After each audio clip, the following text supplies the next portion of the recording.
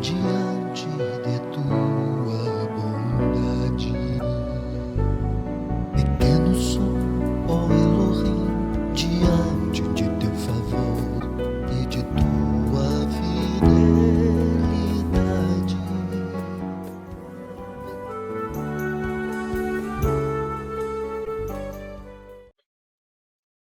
Shalom, shalom, pessoal, tudo bem? Meu nome é Serafim, sou membro da comunidade israelita Sementes de Israel, falo aqui direto de Vitória, Espírito Santo, Brasil.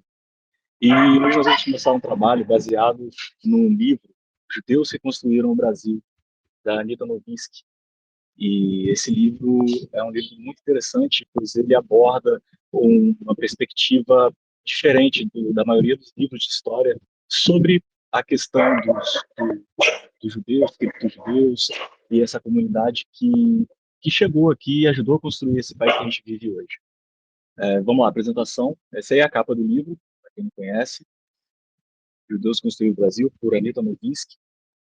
Esse livro, como eu falei, ele menciona sobre as raízes judaicas que muito de nós aqui no Brasil temos e às vezes não temos conhecimento disso, não sabemos disso. E por que isso é importante? Existe uma promessa feita do Criador, essa promessa é repetida algumas vezes na Bíblia, e ela está ali em Gênesis 12:3, que é quando o Criador fala a Abraão: e abençoarei os que te abençoarem, e amaldiçoarei os que te amaldiçoarem, e em ti serão benditas todas as famílias da terra. Nenhuma promessa, nenhuma palavra do Criador é em vão. Será por que ele falou que todas as famílias da terra seriam benditas? Isso é literal? Isso é uma figura de linguagem? É metafórico? A gente vai tentar entender isso no decorrer desse estudo trazido a partir de hoje. Nós vamos, capítulo a capítulo, trabalhar esse livro e isso e mostrar, expor, né, as ideias sempre baseadas nos estudos da irmã Anita. Afinal, quem é Anita Novinsky?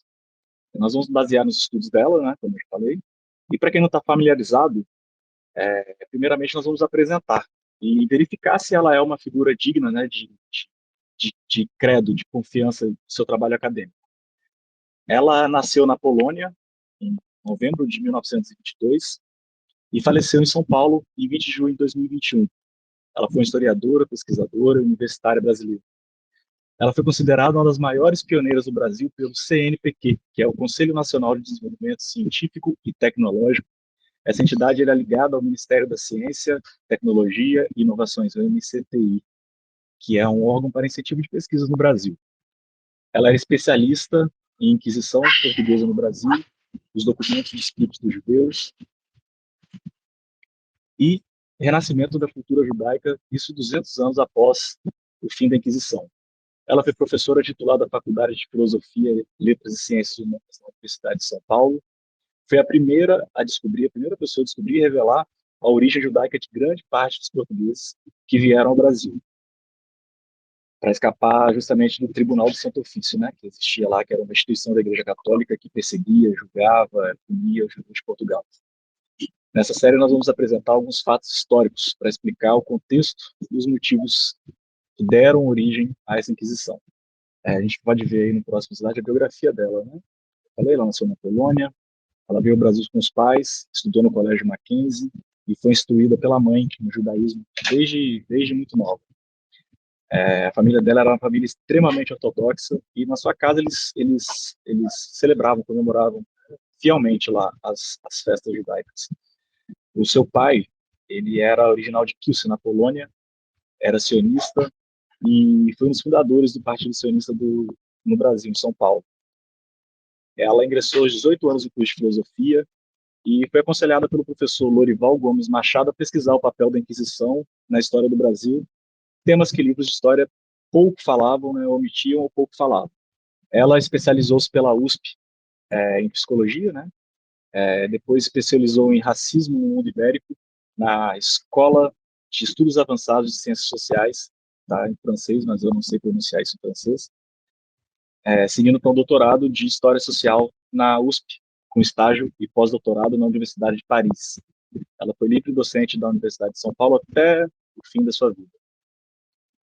Nos anos 1970, a Anitta inaugurou uma importante linha de pesquisa no Departamento de História da Faculdade de Filosofia, Letras e Ciências Humanas na USP.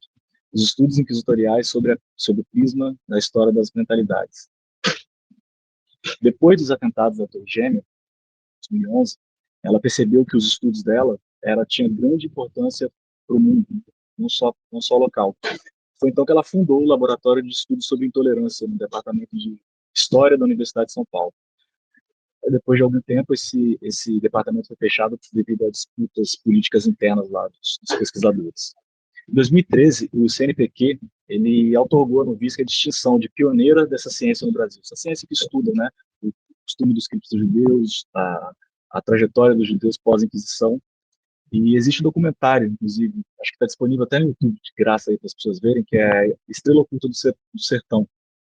Ele fala sobre as comunidades criptos judeus no Nordeste do Brasil, e esse trabalho foi feito parcialmente baseado nas pesquisas de Novice, que conta até com uma entrevista dela. É um documentário bem interessante, está disponível para todo mundo aí. E aí a gente tem a seguir algumas publicações dela, né? Então, será que essa mulher é mesmo gabaritada para falar do assunto?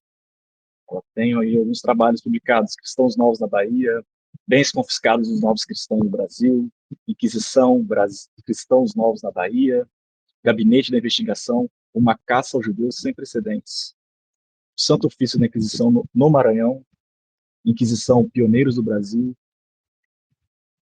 Ibérica Judaica, Roteiros da Memória, Inquisição Ensaios sobre as Mentalidades, Inquisição Rol dos Culpados, O Olhar Judaico em Machado de Assis, Inquisição Inventários de Bens Confiscados a Cristãos Novos no Brasil, Padre Antônio Vieira, Inquisição e Judeus, e o livro do qual estamos debruçando nesse trabalho, que é Os Judeus que Construíram o Brasil, de 2016. Então, do que se trata, né, esse livro? Como a gente falou, esse livro vai buscar uma nova visão, uma visão diferente do que era então retratado nos livros de história. Ele é baseado em novas e inéditas fontes, fruto de uma pesquisa que abrangeu o mundo inteiro, principalmente os arquivos secretos da Santo Ofício da Inquisição. É que esses arquivos, a partir da década de 1960, aí nós temos uma imagem ilustrativa aí de como se davam as reuniões do Conselho da Inquisição. E a partir de 1960 e 70, Portugal abriu para consulta pública os depósitos do Santo Ofício e revelou uma história que nunca antes tinha sido contada, né? O estudo desses documentos trouxeram a compreensão e uma interpretação de determinados fenômenos que os historiadores nunca tinham abrangido, nunca tinham mencionado. Então aí a gente chega finalmente no começo, né? Já vimos aí a história da Anitta, já vimos o quanto ela se dedicou, o quanto ela estudou, o quanto ela pesquisou para poder ter toda essa bagagem de conhecimento para transmitir para a gente de fonte extremamente fiel. E finalmente nós vamos entender como isso começou, né? Isso a gente vai falar da Espanha das Três Religiões. Por que três religiões? Porque quando os árabes conquistaram a Espanha lá em 711, eles introduziram uma nova sociedade baseada na tolerância. Conviviam juntos ali judeus, cristãos e muçulmanos. E isso trouxe um estilo de vida totalmente diferente do conhecido das cidades dominadas por cristãos na época. A Península Ibérica ela se tornou a região mais avançada da Europa, a ponto que a Europa além Pirineus, Pirineus hoje são a cadeia de montanhas que separa a Espanha da França. Então, além daquela região da Península Ibérica, para lá, as outras regiões da Europa eram consideradas bárbaras, perto do tamanho avanço que aquela região ibérica alcançou. Os muçulmanos eles permaneceram na Espanha durante 8 séculos, formando uma potência riquíssima, do ponto de vista artístico, político, científico, cultural, econômico. E como ficavam os judeus nessa história? Eles tinham plena liberdade de exercer a religião deles, contando que eles pagassem uma taxa. Essa taxa era exigida, né, pelos governos muçulmanos. Nas principais cidades da Andaluzia, que era essa região centro-sul, onde está ali a Europa, a Espanha, a Península Ibérica,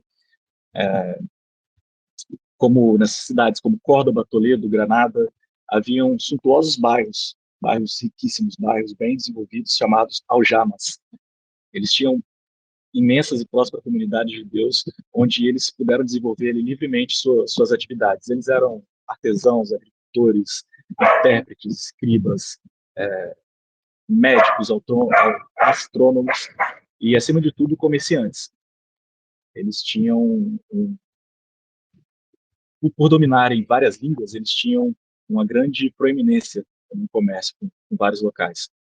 Eles eram proprietários de terras, e junto com os árabes, isso é importante, junto com os árabes, eles salientaram ali um enriquecimento cultural, traduzindo clássicos gregos, por exemplo, de filosofia, como Aristóteles e outros, e isso possibilitou que esse conhecimento fosse difundido em toda a Europa, o que abriu o caminho para a Renascença. Temos algumas imagens aí desses bairros, existem até hoje. Durante o Califado de Córdoba, que durou entre os séculos X e XI, as comunidades judaicas elas alcançaram um maior nível de esplendor, de crescimento. Com o crescimento econômico que eles tiveram, eles também alcançaram, consequentemente, bastante influência na esfera política, na esfera econômica, cultural, e representantes da comunidade judaica, então, tiveram acesso, conquistando importantes cargos dentro da administração do Estado muçulmano. Tanto os judeus como os cristãos, eles obedeciam aos estatutos do Dímmes, Estatuto dos Dímmes. O que era o Dímme? Dímme era o súdito não muçulmano que ele tinha licença para viver dentro de um Estado governado pelo muçulmano, na lei da Sharia, e esse Dímme, ele tinha menos responsabilidade, menos obrigações, menos deveres e direitos que o muçulmano, porém mais do que o não muçulmano e o não Dímme, desde que ele pagasse os impostos que o Estado muçulmano cobrava, né? Então esse era o Dímme. E era um conjunto de estatutos, de leis verbais que eles tinham, um acordo ali de boa convivência, e sob esse estatuto eles conseguiam alcançar ali uma coexistência pacífica, né? E pacífica e cooperativa, principalmente, entre eles. Isso possibilitava que os judeus e os cristãos, que os muçulmanos eles chamavam como os povos do livro, tivessem ali uma participação ativa na sociedade.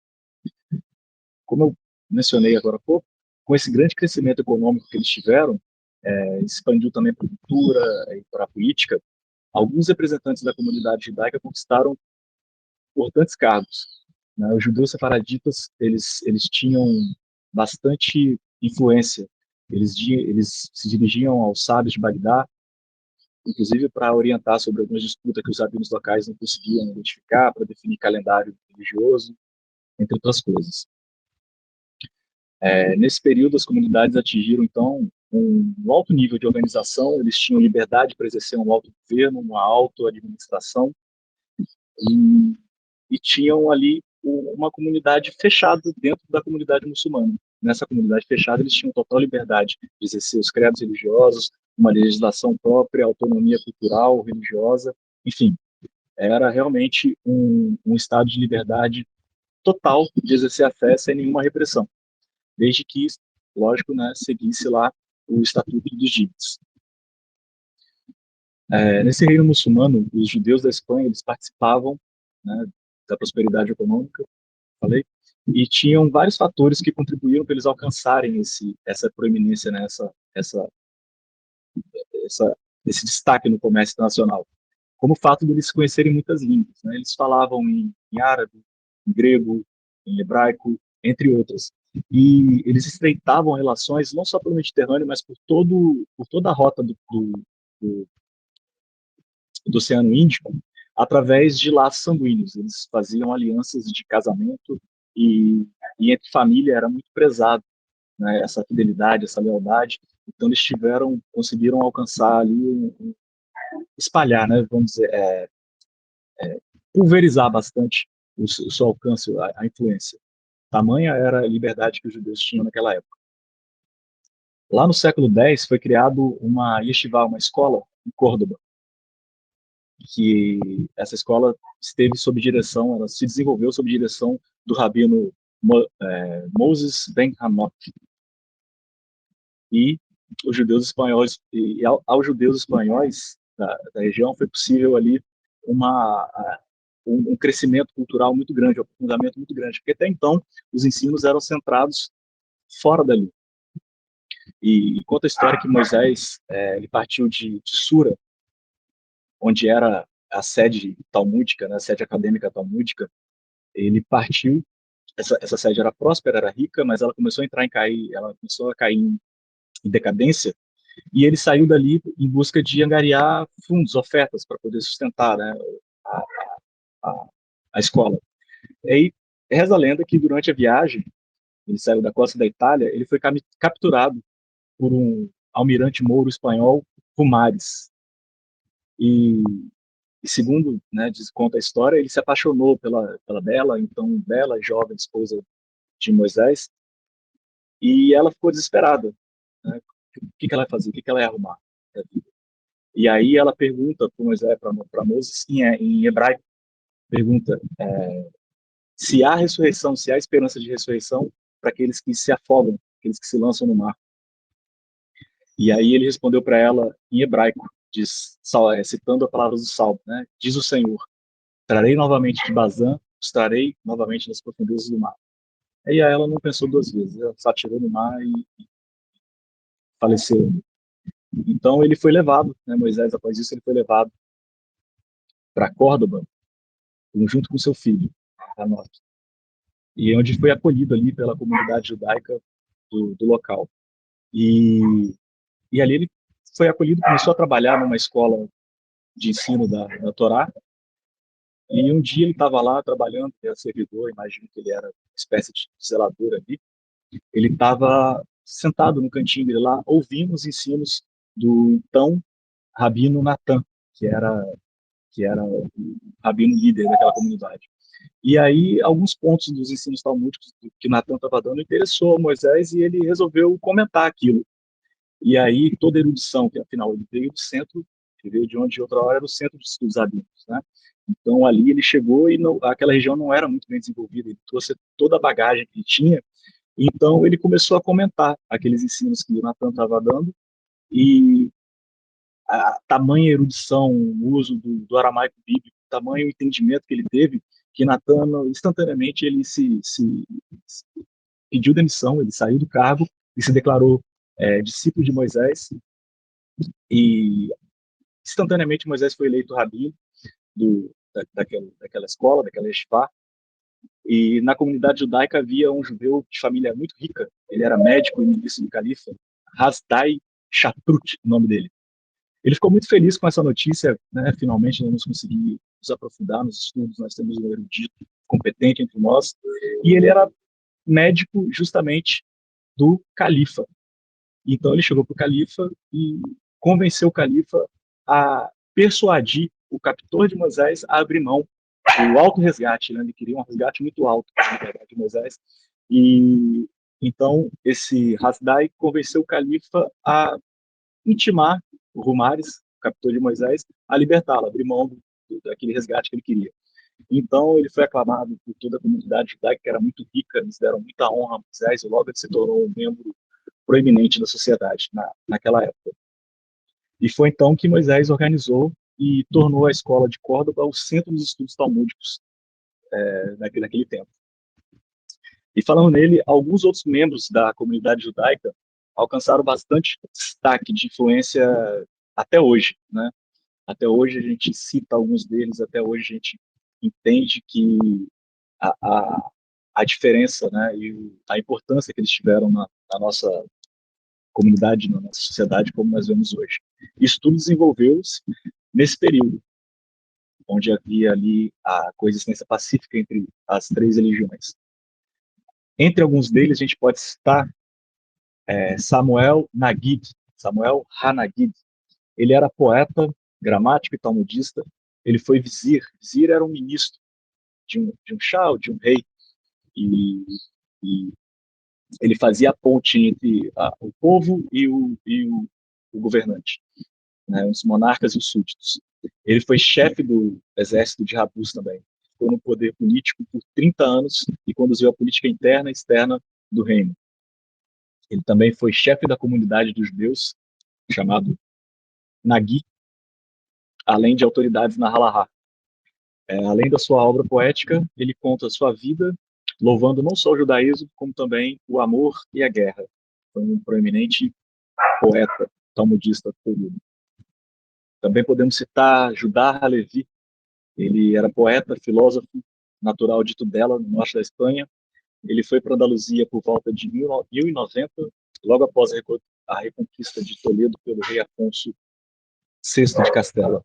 Os trabalhos dele representavam o ápice do desenvolvimento da poesia hebraica na esfera cultural e árabe, e serviram também de inspiração para Léo Strauss nas suas obras.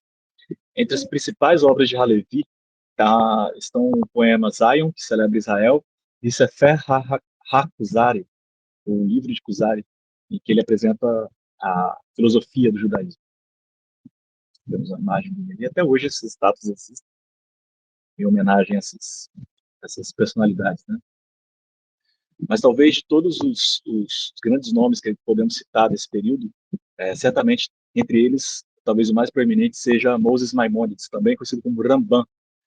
Ele nasceu na Andaluzia, estudou medicina e dedicou os estudos judaicos sob a orientação do pai dele, que ele era um juiz erudito. Ele foi médico, jurista, filósofo e líder comunitário. Em 1148, quando a região que ele morava lá, que ele vivia, que ele nasceu, foi invadida pelos Almohadas, que era uma tribo do norte da África, e essa tribo era um pouco mais radical do que os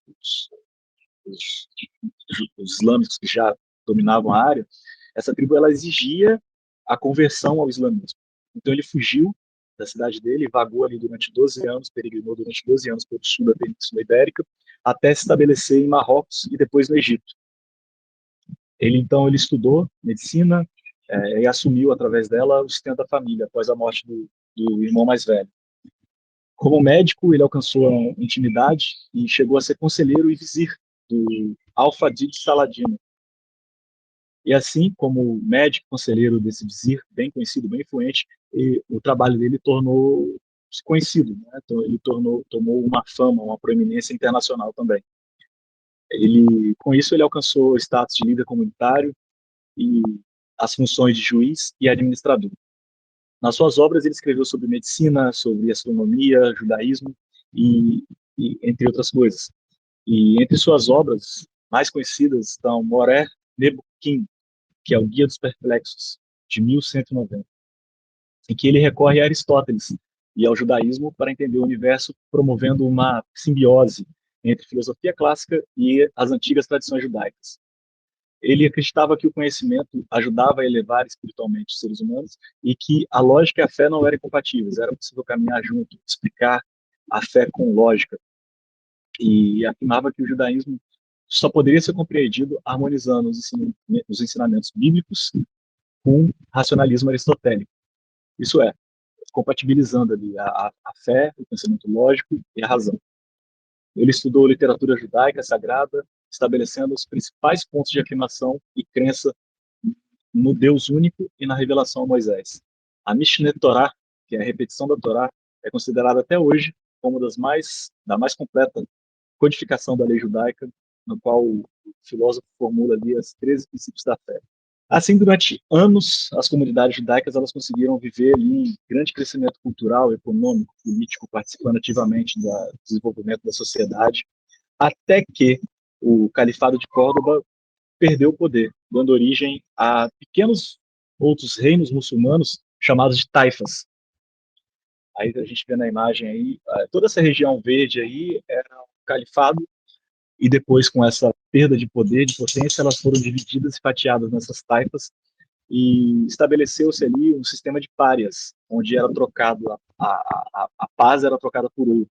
Com isso, as nações cristãs se viram em vantagem, porque antes elas que pagavam tributo para o califado.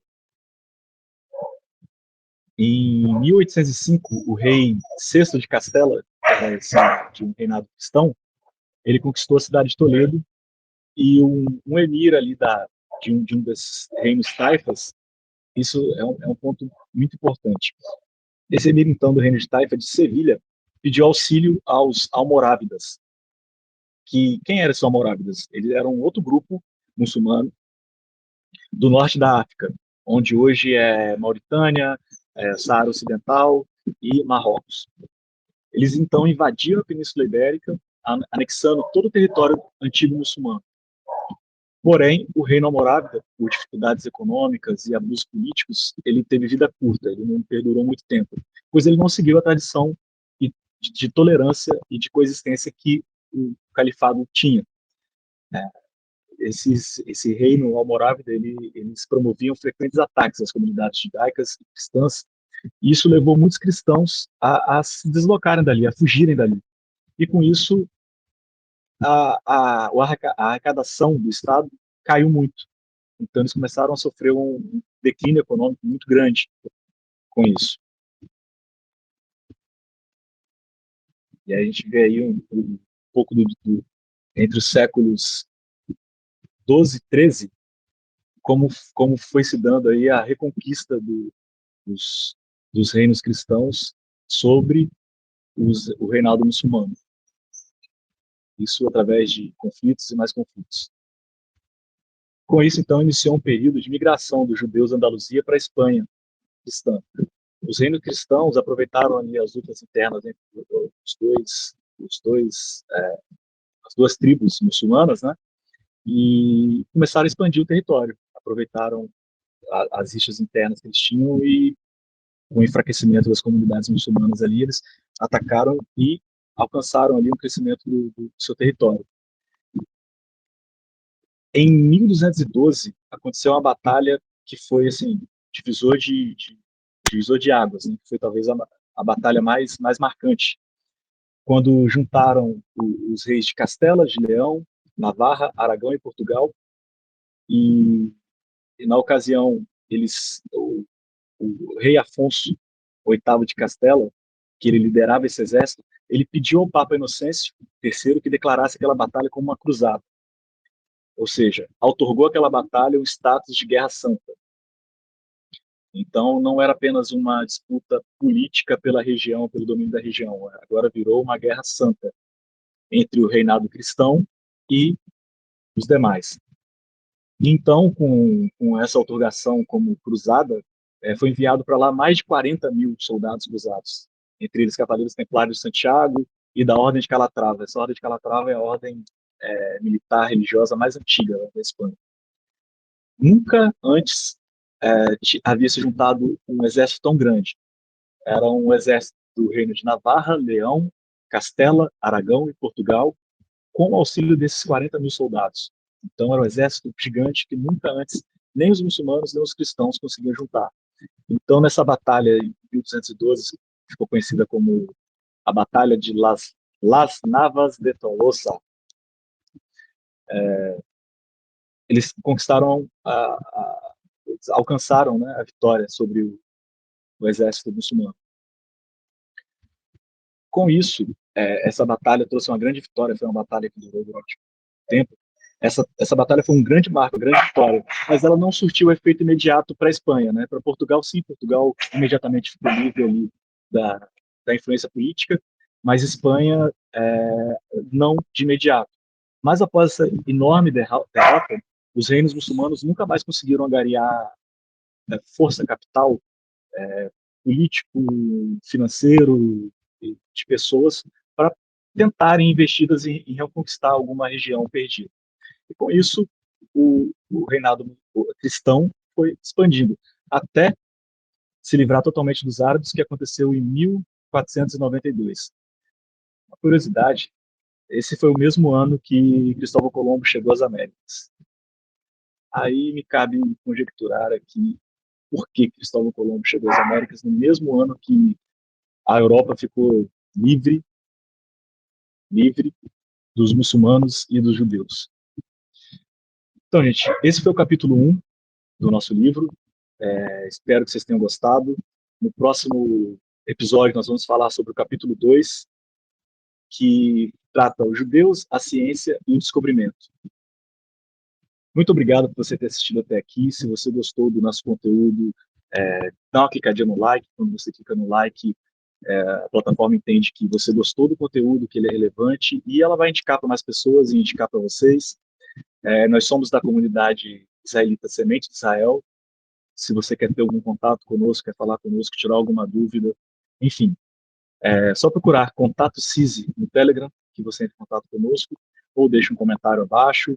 A sua participação, a sua opinião, a sua dica, a sua crítica é muito bem-vinda. Se você gostou, dá o like. Se não gostou, dá o dislike também. É importante esse feedback para nós. E a cada dia a gente está buscando aprimorar melhor. Aprimorar melhor é ótimo, né? Cada dia a gente está buscando melhorar o, o nosso conteúdo. Então é isso, gente. Obrigado por ficar até o final. Shalom, shalom. Até a próxima.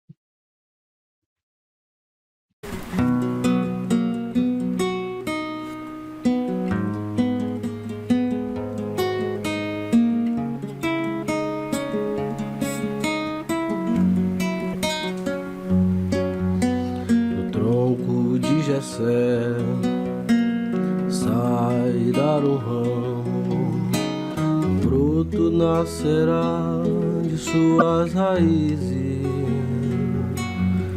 sobre ele pousará lua de arruar, lua de